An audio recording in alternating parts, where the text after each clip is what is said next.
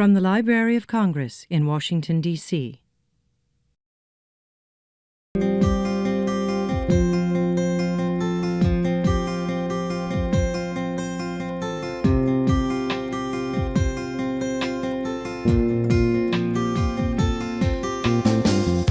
Hello, I'm Juan Felipe Herrera, the U.S. Poet Laureate of the United States, and I'm here with Nathan Dorn, curator of the Law Library of Congress. And this is a special segment for El Jardín, part of La Casa de Colores. And Nathan has laid out a number of very interesting books. What do we have, Nathan?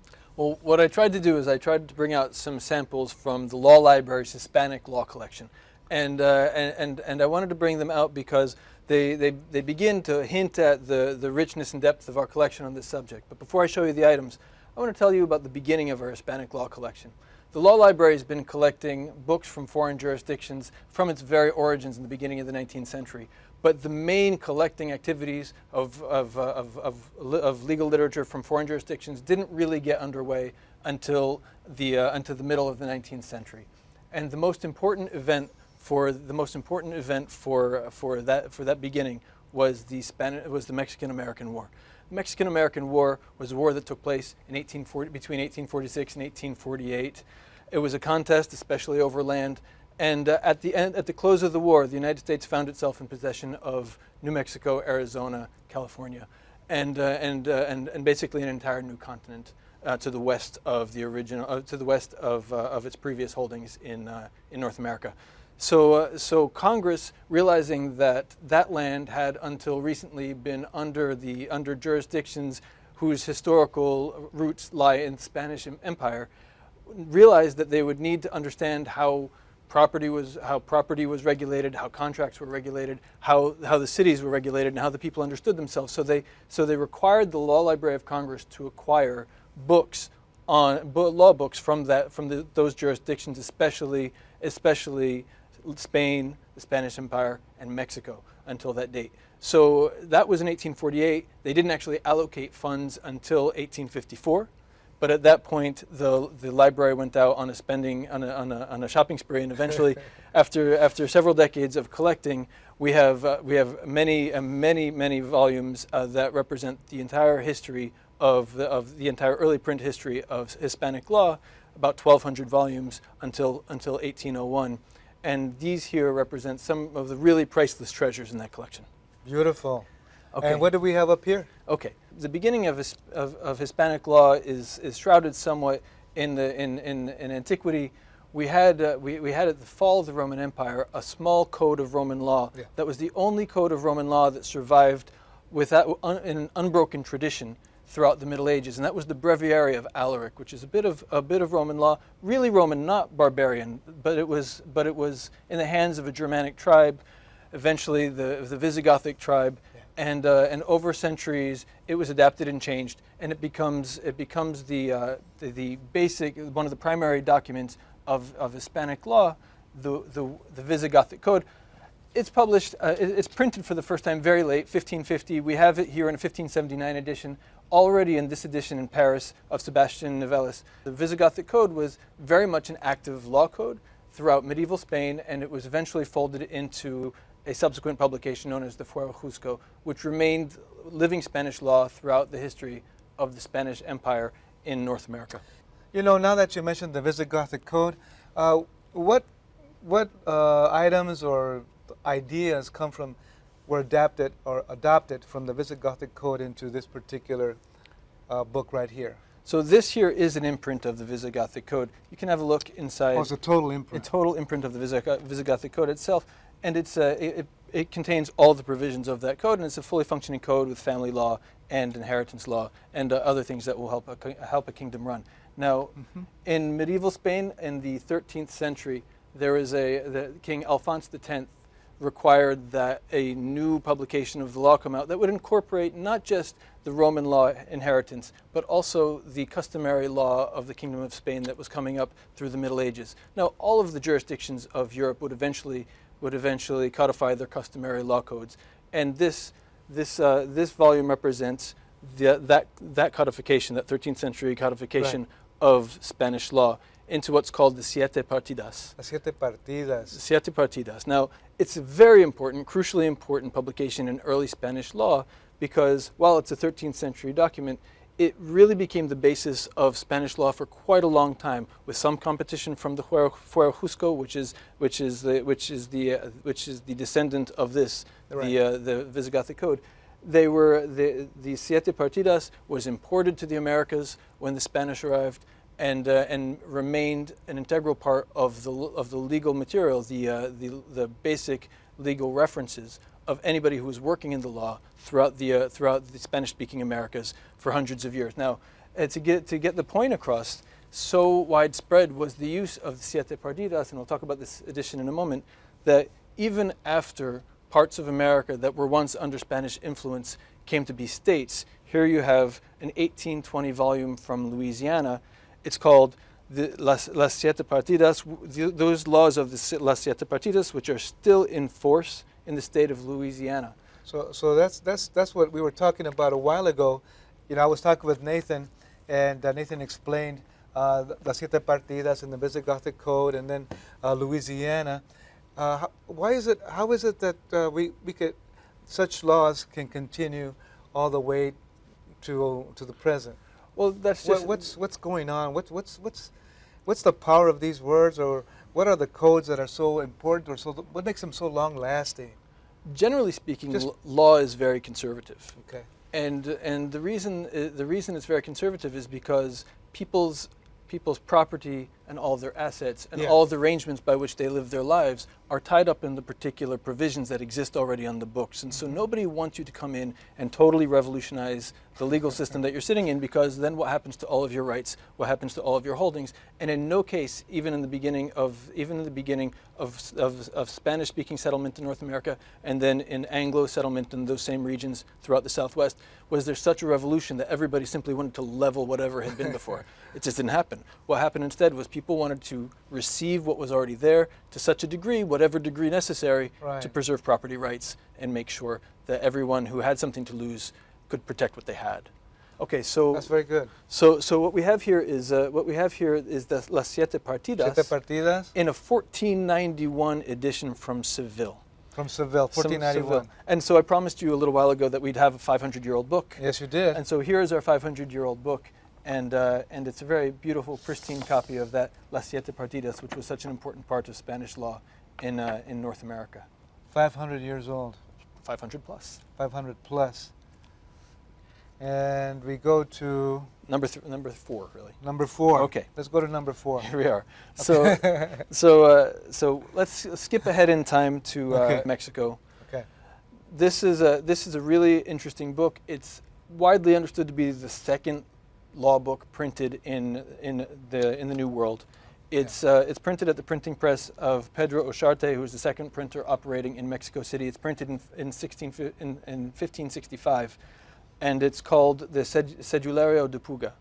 And it's compiled by a man called Vasco de Puga, who is a judge in the Audiencia, which is the court of Mexico City. Yes. And what it contains is all those laws that govern Mexico City from 1528 to 1565, which is really the first stretch of Mexican history. Yes, it is. Really the first stretch. That's a lot of laws right there. It's a lot of laws. Right. Well, it's not that many laws. It's just a little bit more. Really, it's just a little bit more than the ordinances that control the city, because we're only beginning to control vast stretches of America under these laws. And do these laws also apply to the indigenous peoples of Mesoamerica, Mexico City at that time? Oh yes, oh yes. This is a code that for everybody. This is the code that runs. This is the code that runs the nascent state that is there. The nation state. The nascent state. Yeah.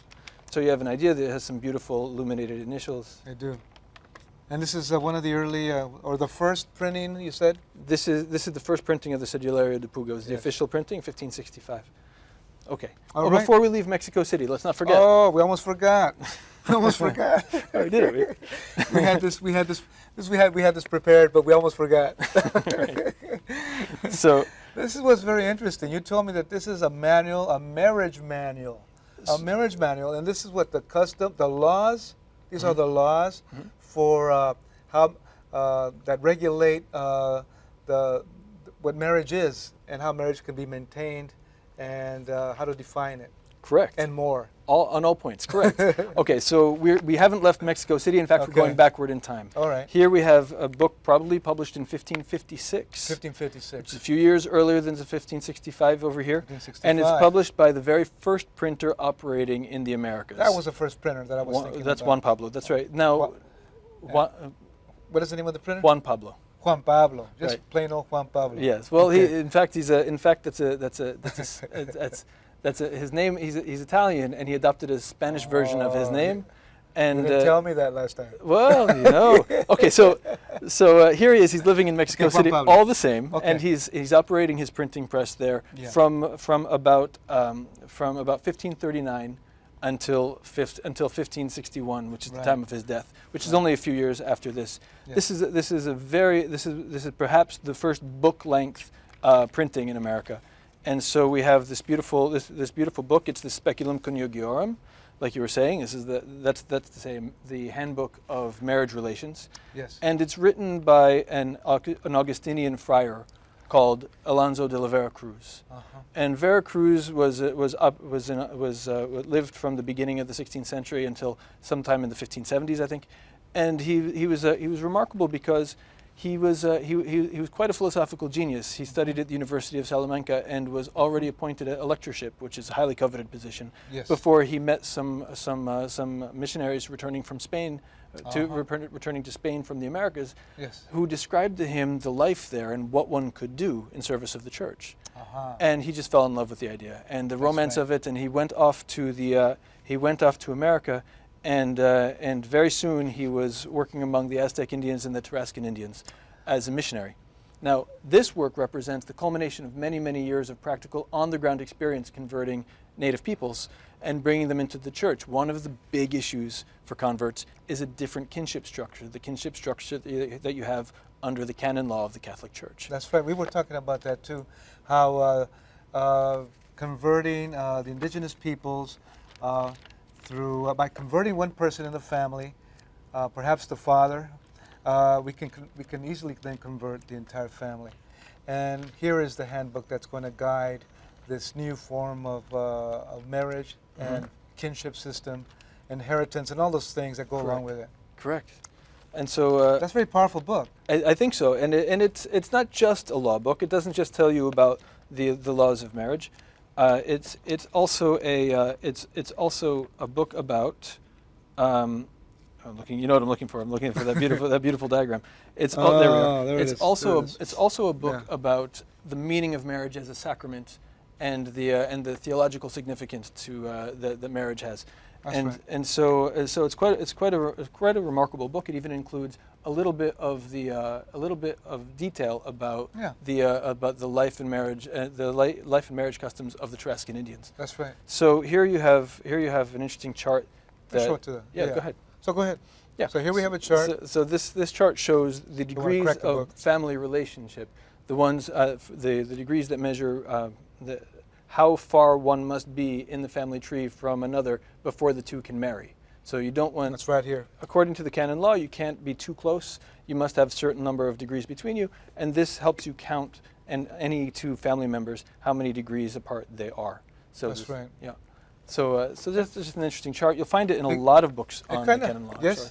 It kind of resembles some of those paintings that I've seen in the colonial period in Mexico that have kind of relationships to the notion of God, and this. It sounds mystical. Yeah, it does.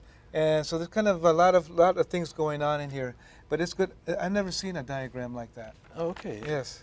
So How about that? So we have sometimes some of the books in the law library where there's a little bit more of elaboration. The diagrams are like this, but they branch out in 7 directions, 7 degrees in this way, 7 degrees in this way, and the artists who create those diagrams take the opportunity to make them really special. That's right. And so that's something Then to see you have sometime. all the colors and everything. Yeah. The paint. It's Beautiful. quite pretty. Beautiful. Look at that. Okay, so Amazing. So so here we are in colonial Spain, and tell us about this man here. This is a manuscript created by a man who suffered some kind of an insult. That's what happened. He suffered some kind of an insult. His rights weren't respected, and the rights that he presumed that he had as a member of the aristocracy. And so what one does if that happens is one goes to court to claim your right according to your privilege. And so happy was he that he vindicated his claim. So he won the case. Won the case. He won the case. That he sat down and had somebody, probably not him, probably an expert, produce this beautiful manuscript of just beautifully written manuscript documenting his claims. His claims. So here's this beautiful here's this It beautiful is. illumination. And how old is this book? From 1598. 1598. And the case of a noble that wanted to make sure everybody knew, and he indeed was a nobleman or a member of the aristocracy. Right. Juan Gutierrez de Peralta. Yeah, Juan Gutierrez de la Peralta. De la Peralta. De la Thank Peralta. you Thank you very And there's much. Juan Pablo over there. there's- There's a Juan Gutierrez over here. That's it. Oh, we And don't Juan want to Felipe. we What don't want is to forget this. Now, in our conversation earlier, our conversation ranged all over the place. But one of the things that we spoke about was the destiny of some of the Spanish Empire's holdings that would eventually become parts of the United States of America. That's right. And so I mentioned this item, which is a really special item in the Law Library's collection. It's a one of a kind. That is to say, we don't know of another copy of this item. It's a printed item, so there should be other copies, but we don't know of another existing copy. That's right. This one is this is a batch of ordinances for Florida created in 1821. I think some people will remember that Florida became part of the United States in part by filibuster. That's to say, Andrew Jackson was permitted or ordered or permitted to go across the border from Georgia into Spanish Florida to rout the threat of some kind of incursion by Indians into Georgia. Right. And what the entire factual background of that story is a matter for historians. But certainly Jackson entered Florida, put to rout the local Indians, and Yes. and took control of Florida. And these ordinances were promulgated just after that conquest. Now, what you really liked, you remind me, it was Ordinance Number 3. Ordinance number 3. Ordinance Number 3 of these And ordinances. here it is. So get ready, everybody. All right. I was pretty surprised when you told me about this, and we looked at it. Yeah. And in effect, Andrew Jackson declared citizenship rights to all those at that moment in this land called Florida or Florida. That's what happened. And in a quick statement and a written declaration also, or a verbal statement only? Well, it's Verbal? he published some kind of kind of ordinance Okay. as the territorial governor Yeah. of the federal territory Occupied of territory. of Florida, and the ordinance that he published says this: Ordinance Number 3, an Yes. ordinance providing for the naturalization of inhabitants of the ceded territory by Major General Andrew Jackson, Governor of the provinces of the Floridas, exercising the powers of the Captain General and the Intendant of the island of Cuba over said provinces and the governors of said provinces, respectively. Okay, so the idea here is that simply by fiat, Yes. Andrew Jackson made the inhabitants of Florida citizens. Now I spoke off the record, right? I spoke with a lawyer, Right. an immigration lawyer, who said Right. this. Well, of course, this is unconstitutional, right? Is unconstitutional, That's right. And so the question immediately came up, right? What about the citizenship of all those Florida people, which of course was taken care of by the 14th Amendment? No That's problem. right. They're all citizens. But Yes. But certainly for a few years after this, it does raise the big question: like, what was the meaning of this?